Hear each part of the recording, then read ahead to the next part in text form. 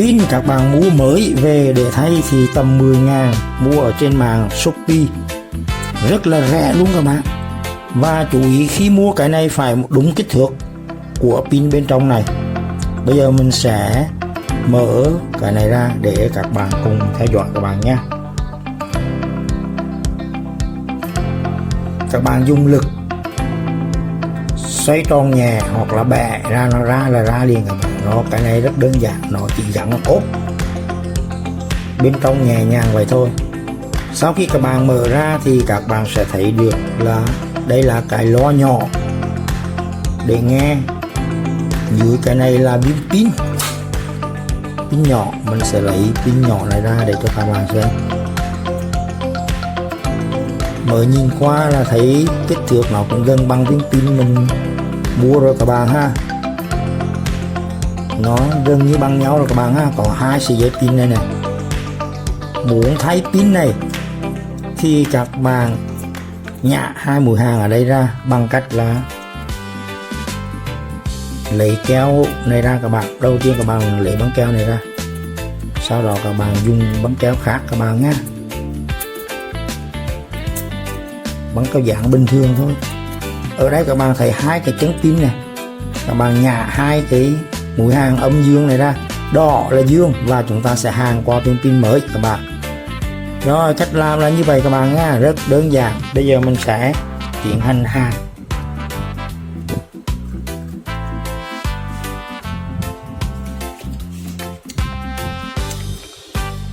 Mình sẽ dùng máy hàng nhả hai sợi dây này ra các bạn. Mũi đỏ ra rồi nha, mũi đen ra luôn rồi các bạn. Pin hỏng ra đây.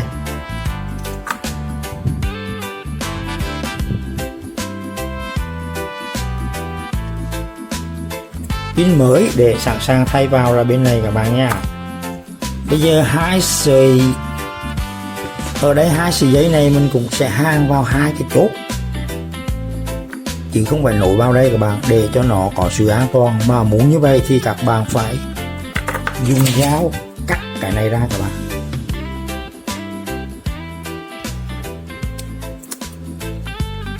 Mình sẽ cắt cái này ra để nhìn thấy được cái viên pin đây các bạn,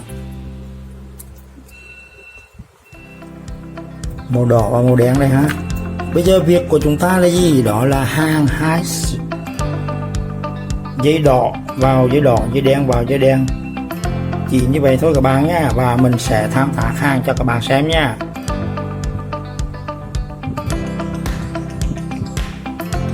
Thao tác hàng là xong rồi các bạn. Kiểm tra lại kỹ càng, mũi đỏ hàng vào chân dương, mũi đen hàng vào chân âm, và các bạn dán cái này lên lại để bảo vệ, hoặc là các bạn dùng keo mới các bạn ơi, hoặc là dùng băng keo mới các bạn nhé. Rồi,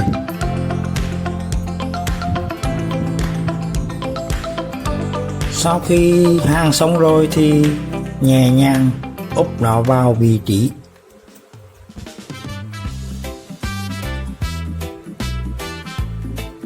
Động tác này rất quan trọng các bạn.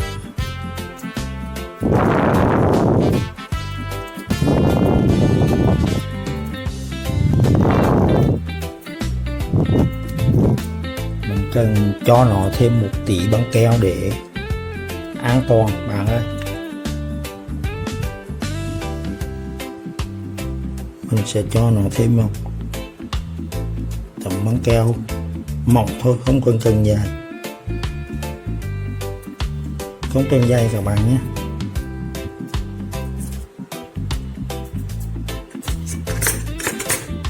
Mình sẽ cắt nó bớt.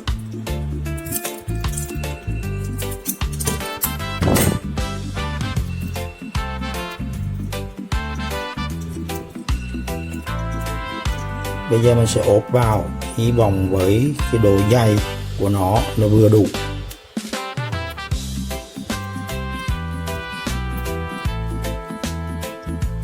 Rồi, và xoay cái đúng cái vị trí của cái. Rồi các bạn,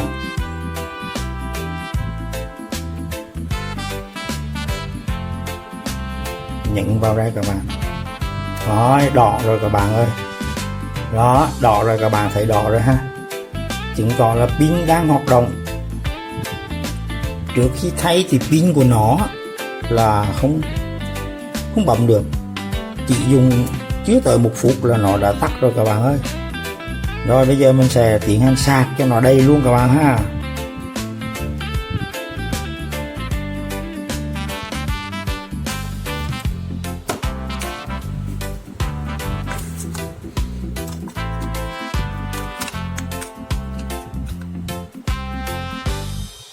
Đỏ đen ở đây là đang sạc các bạn.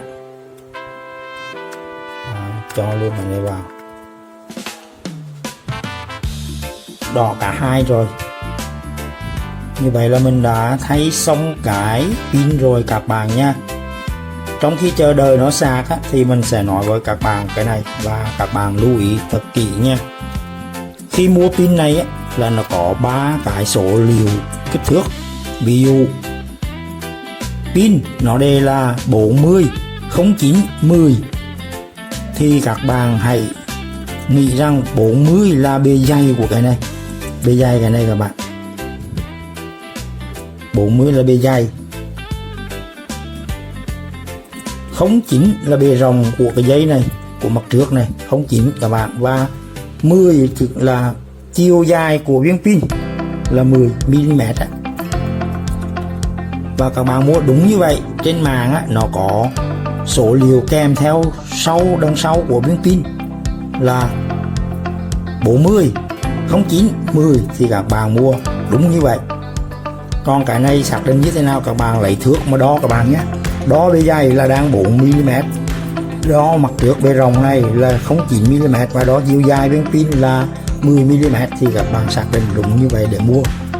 Nếu các bạn mua lớn quá thì các bạn để vào bên trong này không được, nhét vào bên trong này không được. Mà các bạn mua nhỏ quá thì nó lại là bỏ vào được nhưng là yếu, dung lượng yếu, nó dùng rất là nhanh hết và mất công các bạn lại thay pin mới.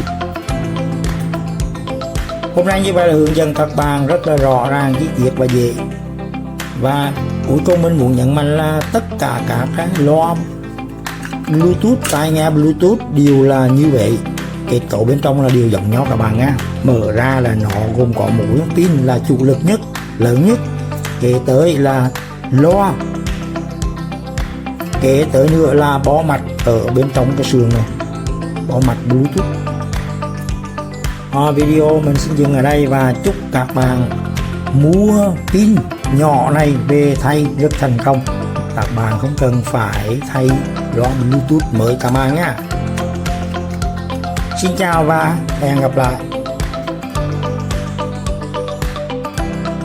Xin chào tất cả anh em kênh Mèo Vặt, rất vui được trở lại gặp anh em để hôm nay chúng ta sẽ bàn đến vấn đề là sửa cái loa Bluetooth. Nó nhãn hiệu Oppo, nó đang bị lỗi là tai nghe bên phải right error, nó bị không kết nối, không nghe được. Bây giờ mình sẽ mở nắp ra anh em nha. Bây giờ chúng ta sẽ test cụ thể xem hai cái này cái nào là đang còn kết nối. Nếu là tai nghe bên trái này còn kết nối thì chúng ta test sẽ nó có liên hệ đó, nó có tác dụng đỏ anh em nha. Đó, nhận này. Mình thử như vậy là nó đang nhận đó, tốt đó anh em.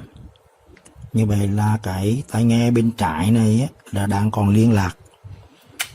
Thực tế thì nó đang còn nghe tốt. Mình chỉ muốn làm để cho anh em thấy là nó còn kết nối với cái máy mẹ. Bây giờ mình thử cái này nha, xem đèn có đỏ không anh em ơi. Không nhá, không đỏ. Rõ ràng là nó không đỏ nha. Thử lại thêm lần nữa nhé. Không kết nối, hoàn toàn không kết nối. Bây giờ mình sẽ tiến hành đo các cái chân này xem có 5V sẵn sàng cung cấp cho cái nguồn không anh em à. Bây giờ mình sẽ tiến hành đo này, cùng đo anh em à. Đo có 5V này, tràm sạc hai chân bên phía trái là nó có 5V. Bây giờ bên phải có không à, vẫn có 5V. Như vậy là cái máy mè sạc sẵn sàng tốt, không có dấu hiệu của sự hư hỏng. Bây giờ mình sẽ đo cái bên trái trước nha. Hai chân này nè, anh em thấy nó có nè, gần như là 1V anh em nè. Đó, gần như là 1V. 1V có tốt nha. Cái này xem sao. Ồ, không có vốn anh em. Rõ ràng là nó mất kết nối với viên pin ở bên trong rồi. Như vậy chẩn đoán ban đầu là pin bị hết, pin bị kiệt, hoặc là kết nối với viên pin ở trong này không được tốt, dẫn đến tình trạng là không sử dụng được, không sạc được, cho nên nó cũng không nhận được cái loa bên tay phải này. Bây giờ thì chúng ta sẽ cùng nhau mổ cái này ra anh em nha. Mình sẽ mổ cái này ra để nghiên cứu xem nó cụ thể là hỏng cái gì. Rồi tiếp tục anh em nha. Sau khi mà mình đã dùng cái đầu nhọn này tách tất cả những cái đường viền ở đây ra thì mình sẽ mình đã mở được nó ra anh em. Thì mới đầu quan sát á, là mình thấy cái viên pin này nó hơi bị phù anh em này.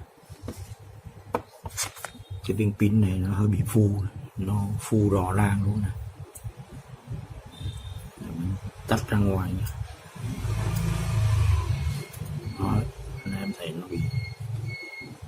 nó phồng lên rõ ràng luôn, trắng lên luôn, có dấu hiệu của bị phù. Bây giờ mình sẽ đo xem hai chân này nó có điện không nha. Để mình đo xem thử nó có điện không anh em.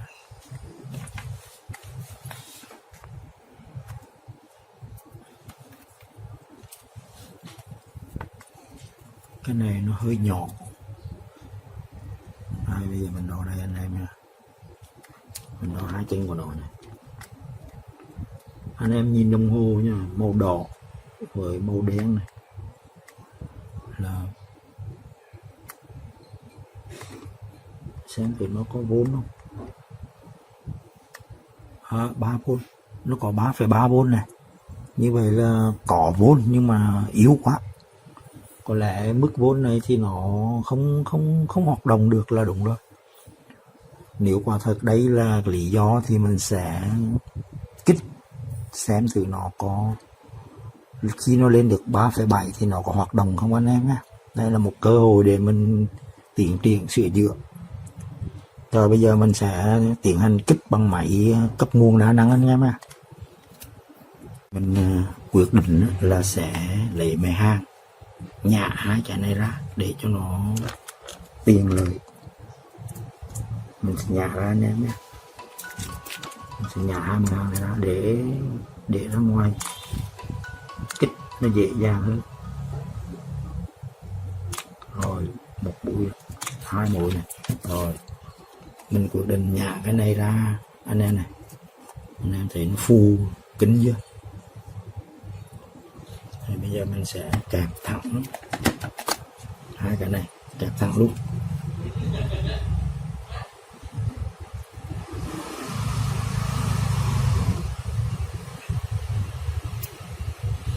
Mình sẽ kẹp thẳng hai cái đầu này vào đây.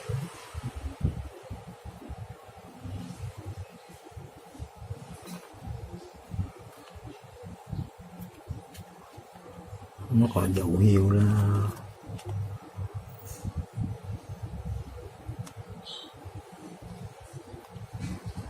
nó có dấu hiệu sạc rất chậm.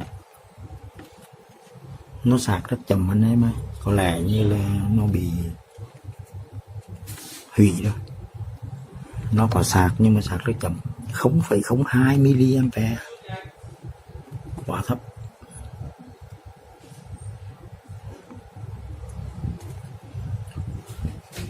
Để mình tăng vôn lên xem sao.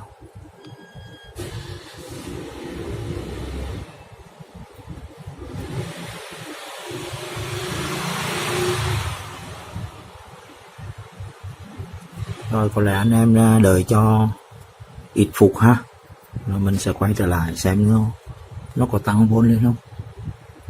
Mình sẽ tiến hành là chích ở đây một cái lỗ để nó đợi bị căng thẳng anh em, nó bị căng quá nguy hiểm. Khi chích 5.000 anh em nhé, chích 5.000 rồi để cho nó xẹp xuống, rồi xẹp rồi đó, nó xẹp rồi anh em này.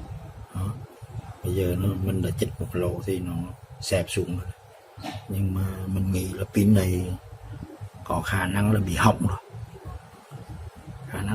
rồi, nó sạc dòng quá yếu, nó sạc yếu quá, nó có sạc nhưng mà nó ăn dòng yếu quá.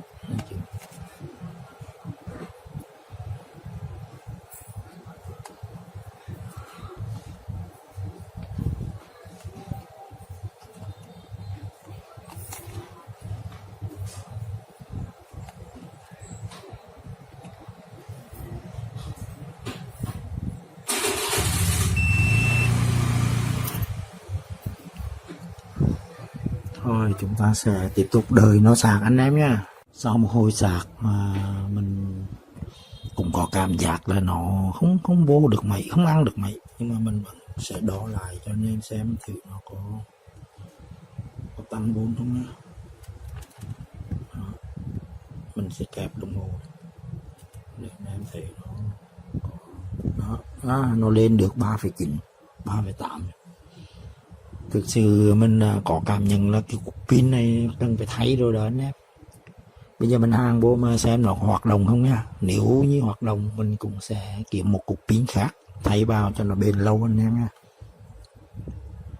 Rồi bây giờ mình sẽ tiến hành hàng vào vị trí cũ nha, để bắt đầu test lại. Sẽ cố gắng hàng cái mũi ấm trước anh em nhé. Nó nhỏ quá nó rất là khó hàng luôn.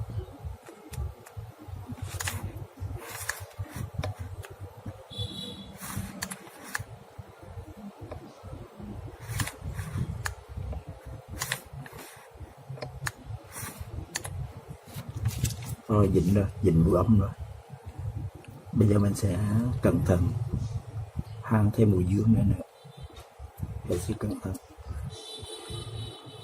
Vì mũi dương này chạm là nó sẽ gây cháy anh em.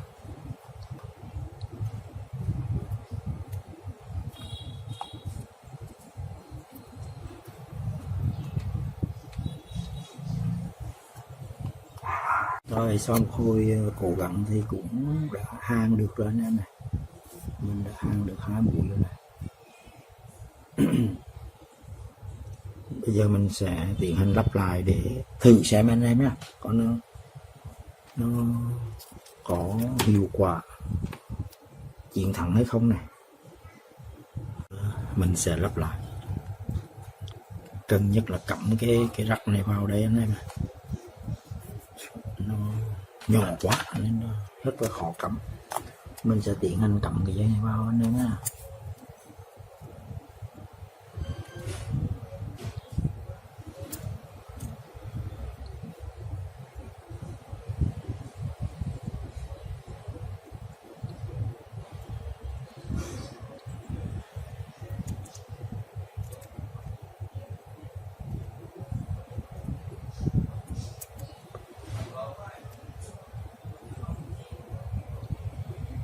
Chưa được, chưa vào anh em ơi.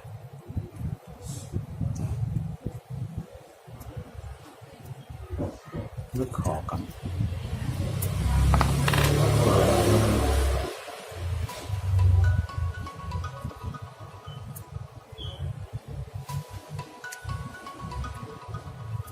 Đặt cái viên pin này cho nó nằm êm rồi đó.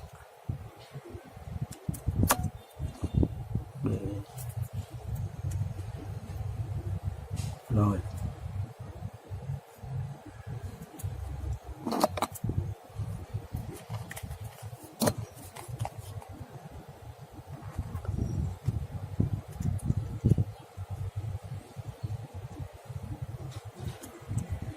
xếp cho đúng vị trí.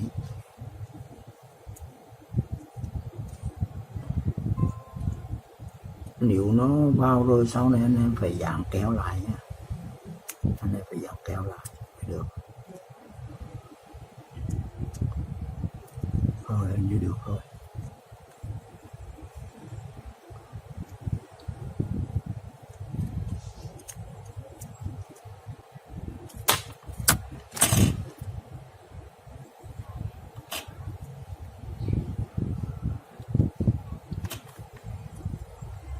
Hình như vào rồi đó, tột rồi đó anh em, có vẻ như là nó dính rồi. Rồi bây giờ mình sẽ tạm thời đợi lại và lát nữa sẽ dán kéo anh em nha, dán kéo để giữ cái đoạn này.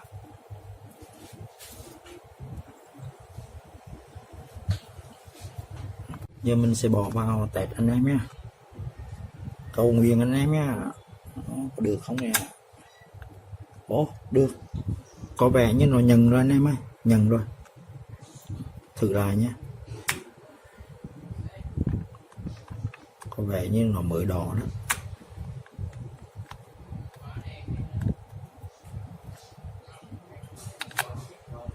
Hình như được rồi anh ơi, tốt quá rồi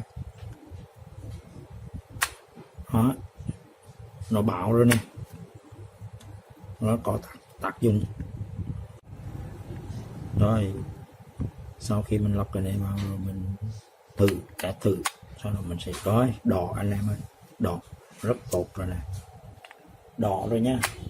Rồi như vậy là nhận được rồi đó.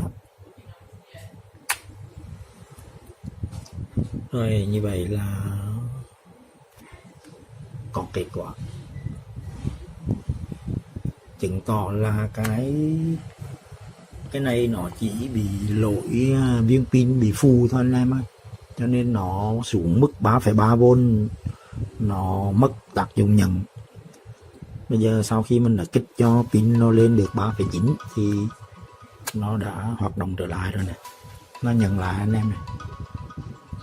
Như vậy cái viên pin này thì có vẻ như nó không còn được chất lượng nữa, nhưng mà bây giờ dù sao cũng đã sửa được rồi anh em nha.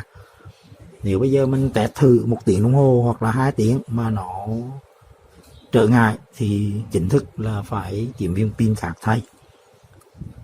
Rồi như vậy là mình dù sao nữa cũng là đã thành công sau một lúc làm vất vả anh em nha.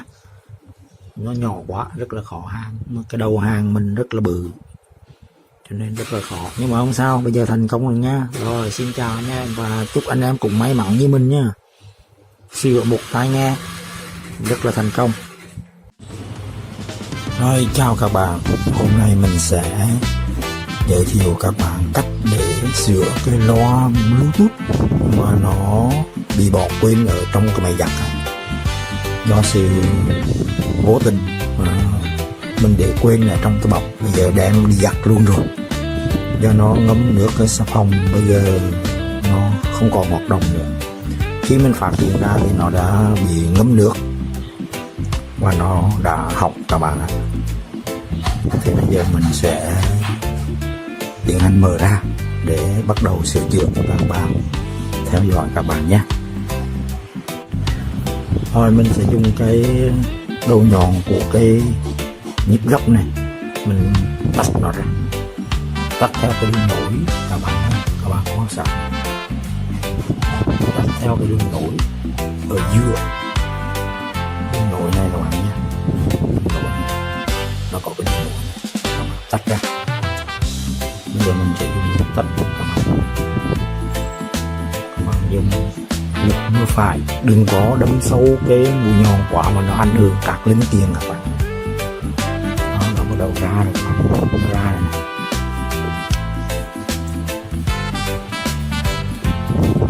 Nó ra, mình dùng cái móng tay mình giữ lại thôi, nó ra rồi các bạn. Rồi đã tách được nó ra nha. Bây giờ chúng ta quan sát thì đây là viên pin này, nó có đề, nó có ghi ở trên lưng của nó là 3,7V, 0,159W. Pin rất là nhỏ, pin nhỏ quá. Rồi đây là cái con chip xử lý các bạn, đây là bộ mặt Bluetooth. Đây là cái trạm, cái này là trạm sạc các bạn, đây là trạm sạc để gắn vào cái cổng sạc. Đây là cái loa các bạn, cái này là cái loa này, loa các bạn nhé. Đây là cái loa này. Bây giờ với một cái loa Bluetooth mà bị ngấm nước thì thế nào nó cũng bị chập mạch điện, do có cái dung dịch xà phòng nó dẫn điện, nên ra bây giờ các bạn sẽ tiến hành tách cái bo này ra để mình dùng nước sạch rửa lại để tẩy cái chất xà phòng này đi. Rồi tiếp tục các bạn nhé. Bây giờ mình cũng dùng cái đầu nhọn này, mình sẽ tách cái bo mạch này ra các bạn, tách cái bo mạch này ra. Đấy. Rồi các bạn thấy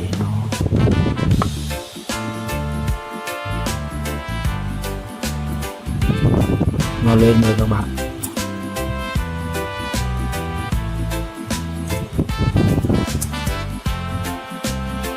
Ở đây nó còn gắn kéo này, xong rồi nó ra rồi các bạn lấy thấy nó chỗ này nó bị oxy hóa. Rồi các bạn thấy nó bị oxy hóa, ở đây nó bị oxy hóa này. Bây giờ mình sẽ tẩy sạch cái chỗ này thì hy vọng nó sẽ trở lại các bạn nhé. Rồi bây giờ các bạn dùng cái nước nóng, nước sôi, các bạn tẩy rửa nó, mà các bạn chỉ đánh cái bo mạch này thôi các bạn nhé, chỉ đánh cái bo này thôi nhé. Còn những cái thiết bị khác như là loa, micro thì các bạn đừng đụng vào, cục pin này các bạn cũng đừng đụng vào, các bạn chỉ đánh cái bo mạch này thôi nhé. Thì các bạn dùng cái bóp này, các bạn dùng cái bóp này các bạn đánh. Giờ mình sẽ làm nhé, các bạn theo dõi.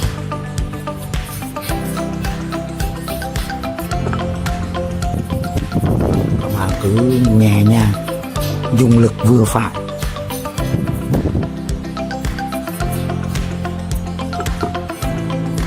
Nước thì đừng nóng quá.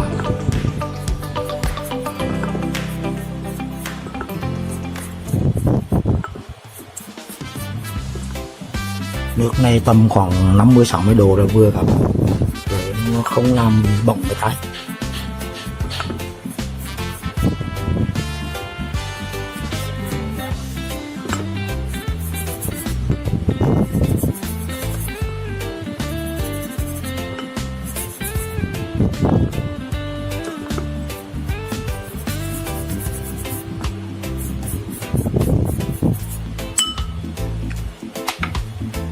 Rồi chúng ta quan sát để quan sát xem nó đã sạch chưa nhé. Rồi tương đối rồi, nó tương đối sạch rồi các bạn, cả hai bên rồi đó. Rồi tiếp tục các bạn nhé. Sau khi mà mình đánh sạch rồi á, bây giờ mình tiến hành sấy. Các bạn dùng máy sấy tóc để sấy các bạn nhé.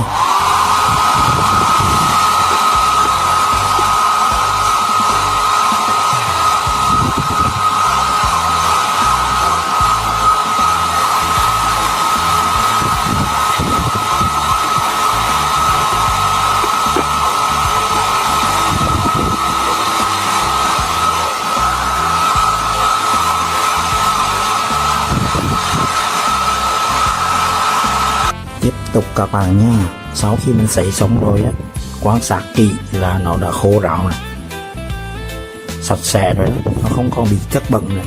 Thì bây giờ mình sẽ tiến hành lắp vào các bạn nha, và lắp vào.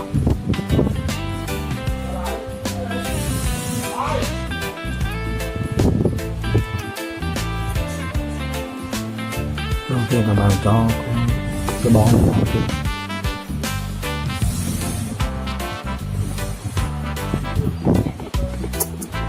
Rồi xuống nhé. Đến các bạn gắn cái micro này vào. Đây là micro các bạn. Rồi các bạn cho viên pin nằm sát vào.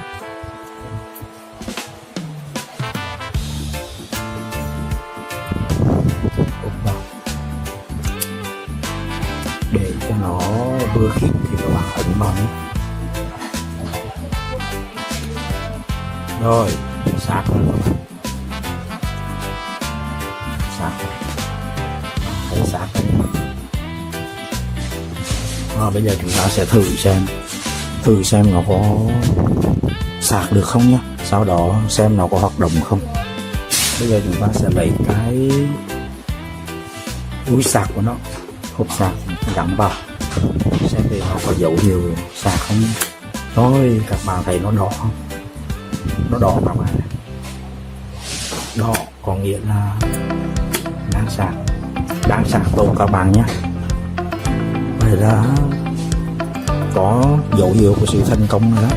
Bây giờ chúng ta đợi nó sạc đầy rồi chúng ta sẽ thử kết nối với điện thoại di động là xong các bạn nha. Rồi chào các bạn, sau một hồi sạc thì bây giờ nó là dấu hiệu hoạt động các bạn. Nếu như mà cái đèn màu xanh này mà chớp đó, là có dấu hiệu hoạt động tốt lắm. Lúc nào mà mình cắm vào nó sạc, lúc nào mình tự ra mà nó chớp xanh này, nó đang chớp xanh này, vậy là nó đang do tim sống rất là tốt luôn. Và bây giờ là mình đã có hai cái nào cũng là tốt hết các bạn, cái nào cũng bây giờ hoạt động, bây giờ cái nào cũng là hoạt động, cái nào cũng chớp hoạt động tốt bình thường các bạn nhé. Vậy là mình đã làm thành công rồi đó. Bây giờ chỉ kết nối với điện thoại là sẽ đạt như ý muốn. Rồi chúc các bạn làm theo giống mình mà đạt kết quả. Nếu lỡ có bỏ nó vào máy giặt nhé, giống như mình nhé. Rồi chào các bạn.